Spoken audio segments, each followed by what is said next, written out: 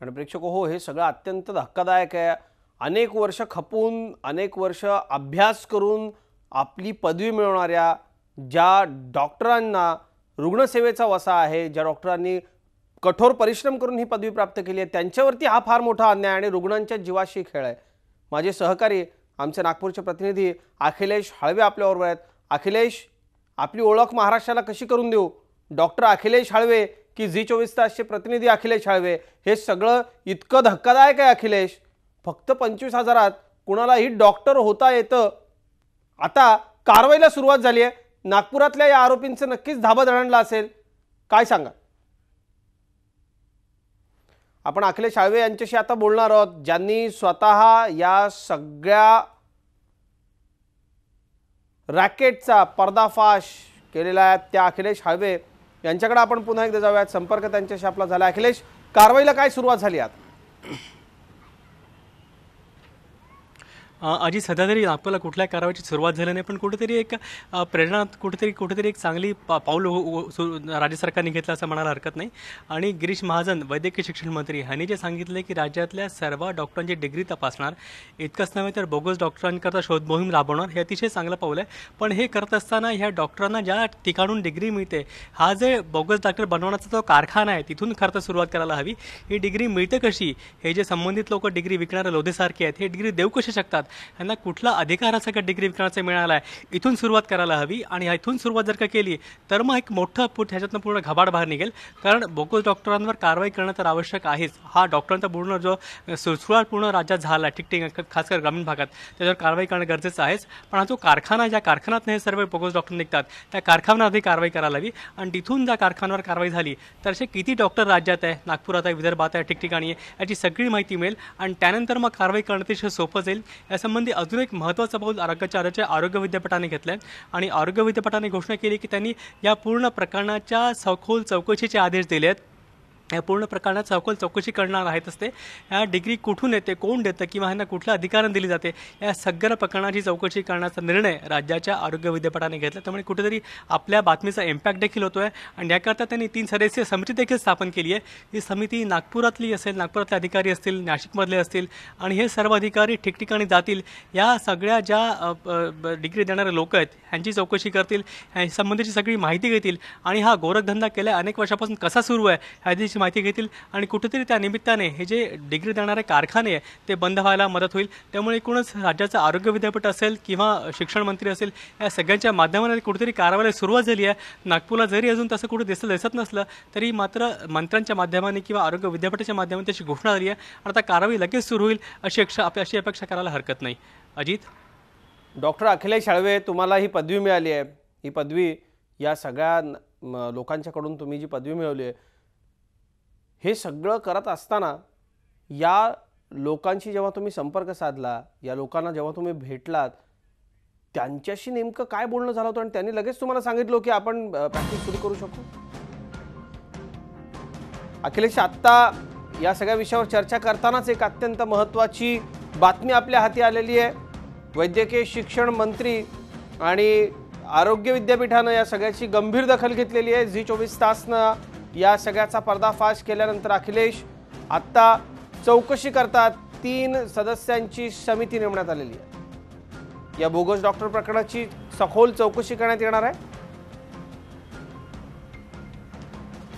अखिलेश, आपण बघतोय फार मोठा इम्पॅक्ट आलेला आहे आणि या सगळ्या लोकांना वेड्या ठोकल्या जाणं ही तितकंच तातडीनं गरजेचं आहे। आता 3 जणांची ही चौकशी समिती नेमलेली आहे। अखिलेश, काय नेमकं या लोकांशी बोलताना तुम्हाला जाणवलं की अगदी बिनधास्त हे लोक डिग्री विकत होते, त्यांना भीती नव्हती कोणाची? आणि त्यांनी तुम्हाला काय सांगितलं होतं की आता डिग्री मिळाली, तुम्ही थेट प्रॅक्टिस सुरू करा? म्हणजे तुम्हाला काही अनुभव आहे का? तुम्ही कुठे कंपाऊंडर म्हणून काम केलंय का? निदान इंजेक्शन देता येतं का? औषधांची नावं बेसिक माहिती आहेत का? या सगळ्याची कुठलीही माहिती न घेता सरळ अगदी बिनधास्त हे किंवा कुणाच्या ओळखीतनं आलेल्या माणसालाच हे लोक एंटरटेन करत होते की नेमकं कसं काय या लोकांशी बोलताना तुम्हाला जाणवलं? अजित, एक अतिशय महत्त्वाची बाब जाणवली या पूर्ण लोकांशी बोलताना, मग ते लोधे असेल किंवा पवार असेल, या सगळ्यांना फक्त आणि फक्त पैसे हवे आहेत। आणि तुम्ही त्यांना त्यांची मागणी पूर्ण केली, त्यांना हवे तेवढे पैसे दिले की ते हवे ती डिग्री द्यायला तयार आहेत। मग तुमची शैक्षणिक पात्रता आहे का? तुम्हाला तेवढं शिक्षण आहे का, किंवा तुम्हाला गोळ्यांची नावं माहिती आहे का, तुम्हाला ज्या डॉक्टरची तुम्हाला जी डिग्री मिळणार आहे त्याच्यामध्ये जे विषय आहेत त्या विषयांचं ज्ञान तरी आहे का, ह्या कुठल्याही बाबीशी त्याचा काहीही संबंध नाही. त्यांना फक्त आणि फक्त पैसे हवे आहेत. त्यामुळे माझ्यासारखा जो माणूस त्यांनी जो आर्ट्स ग्रॅज्युएट आहे खरं तर त्याला कुठूनही वैद्यकीय शिक्षण घेऊ शकत नाही मी, कारण त्याची माझी पात्रता नाही, अशा माणसाला देखील डिग्री देताना कुठलाही विचार केला नाही. म्हणजे आर्ट्स ग्रॅज्युएट तर सोडा, कुठे कुठे अगदी 12वी पास 10वी पास लोकांनी देखील अशी डिग्री घेतली आहे आणि ही सगळी डिग्री घेऊन ग्रामीण भागात अतिशय मोठ्या प्रमाणात प्रॅक्टिस करतात आणि प्रॅक्टिस करून लोकांच्या जीवाशी खेळतात, आरोग्याशी खेळतात. हा सर्रास प्रकार उघडकीस आला आहे. त्यामुळे ह्या डिग्री देताना ह्या लोधेसारख्या लोकांना किंवा पवारसारख्या लोकांना कुठल्याही गोष्टीचा विचार नसतो. राज्याच्या जनतेच्या आरोग्याशी आपण कळतो ह्याचा देखील त्यांना विचार मनाला शिवत नाही. फक्त आणि फक्त त्यांना पैसा कमवायचा आहे. त्यामुळे तुमची शैक्षणिक पात्रता आहे का, तुम्हाला त्या विषयाचं काही ज्ञान आहे का, तुम्हाला त्या क्षेत्रातली काही माहिती आहे काय, या कुठल्याही गोष्टीचा त्यांना काही संबंध नसतो. पैसे फेका, डिग्री मिळवा, हा त्यांचा एकच एजेंडा असतो. अखिलेश हळवे माझे सहकारी आपल्यासोबत आहेत, ज्यांनी या सगळ्या बोगस वैद्यकीय डिग्रीचा पर्दाफाश केला. अखिलेश, वैद्यकीय क्षेत्रातनं काय प्रतिक्रिया आल्यात या सगळ्या बातम्यांनंतर? अजित, वैद्यकीय क्षेत्रातला हादराच बसला एका प्रकारे. आणि काल किंवा आज या 2 दिवस जेव्हा मी नागपूरच्या अतिशय नामवंत वैद्यकीय क्षेत्रातल्या अधिकाऱ्यांशी बोललो, तज्ज्ञांशी बोललो, इथल्या डॉक्टरांशी बोललो, सगळ्यांना धक्काच बसला. अनेकांना संबंधीची माहितीच नव्हती आणि ज्यांना माहिती होती त्यांना इतकं मोठं हे रॅकेट आहे, इतकं मोठं अस्तित्वात असू शकतं याची बिलकुल पुसटची देखील कल्पना नव्हती.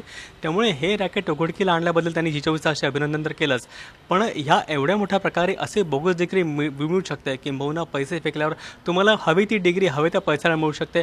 आणि हे रॅकेट फक्त नागपूर विदर्भच नाही तर राज्यात बाकी देखील पसरलेलं आहे, ह्याची पोचटची देखील कल्पना नव्हती. त्यामुळे या सगळ्या वैद्यकीय क्षेत्रातले अधिकारी असतील, तज्ज्ञ असतील, नामवंत डॉक्टर असतील, या सगळ्यांना अतिशय हादरा बसला. आणि ह्या सगळ्या प्रकरणाशी मुळाशी जाऊन सरकारने कारवाई करायला हवी आणि कुठेतरी लोकांच्या आरोग्याशी खेळण्याचा हा जो प्रकार आहे त्याच्यावर कुठेतरी निर्बंध लावायला हवे. कारण असं जर का नाही झालं तर अतिशय ग्रामीण भागात विशेषतः असे अनेकदा प्रकरण घडतात की रुग्णांचा मृत्यू होत नाही, ज्यामध्ये नेमकं कारण काय ते कळतच नाही. बरंचदा असं होतं की हे जे ग्रामीण भागातले रुग्ण आहे ते आधी तिथल्या स्थानिक जे भोंदू डॉक्टर्स आहेत, भोंदू बाबा आहेत किंवा ज्यांचे जे क्वालिफाईड डॉक्टर्स नाही यांच्याकडे जातात आणि बाकी जेव्हा रुग्णाला जातात तो पण त्यांची प्रकृती अतिशय खालावलेली असते. त्यामुळे सातत्याने ग्रामीण भागातल्या रुग्णांना हा जो धोका असतो ते टाळण्याकरता कुठेतरी अशी कारवाई करायला हवी, अशी मागणी आता नागपुरातले वैद्यकीय क्षेत्रातले तज्ज्ञ करतायत. अखिलेश, अत्यंत गंभीर आहे हे सगळं आणि आणखी बोलूयात आपण. एका ब्रेकची वेळ झाली, ब्रेकनंतर.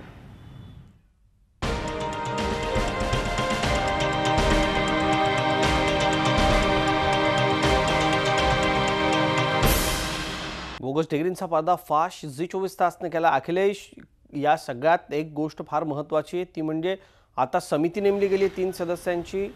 आरोग्य विज्ञान विद्यापीठ, वैद्यकीय शिक्षण मंत्रालय, महाराष्ट्र शासन सगळेच कारवाई करणार आहेत. वैद्यकीय क्षेत्रातल्या धोरणांचं काय मत आहे, काय कारवाई व्हावी आहे? अजित, ह्या पूर्ण प्रकरणाची मुळाशी जाऊन चौकशी व्हायला याविषयी मागणी तर आहेच. पण महत्त्वाचं म्हणजे ही जी डिग्रीचा कारखाना लोकांनी उघडून ठेवला आहे त्याच्यावर कारवाई व्हायला हवी.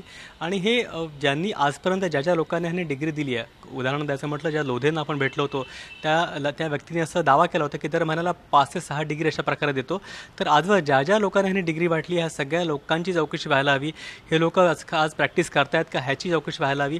प्रॅक्टिस करत असेल तर ती थांबायला हवी, त्यांच्यावर फौजदारी कारवाई करायला हवी.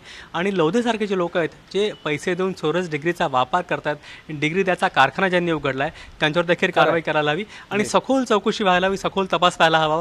लोधेसारखे जनक लोक असतील या सर्वांचा जो आपण राज्य सरकारला आवाहन करूयात. आमचं काम आम्ही केलेलं आहे, आम्ही हा सगळा पर्दाफाश केलेला आहे, समाजाचा चौथा स्तंभ म्हणून आम्ही हे सगळं समोर आणलेलं आहे. पण आता एक मिनिट महत्वाचं आहे. हे लोक मृत्यू विकत असतील सर्वसामान्य नागरिकांना, तातडीनं बेड्या ठोका. ज्यांना डिग्र्या विकल्या त्यांना सुद्धा आणि हा कारखाना चालवणाऱ्यांना सुद्धा.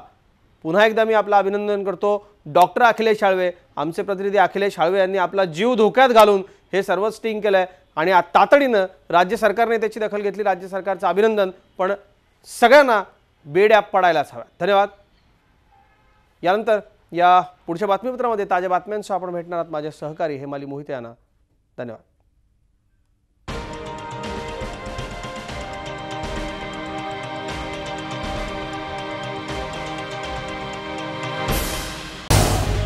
G24 तास रहा एक पाऊल पुढे.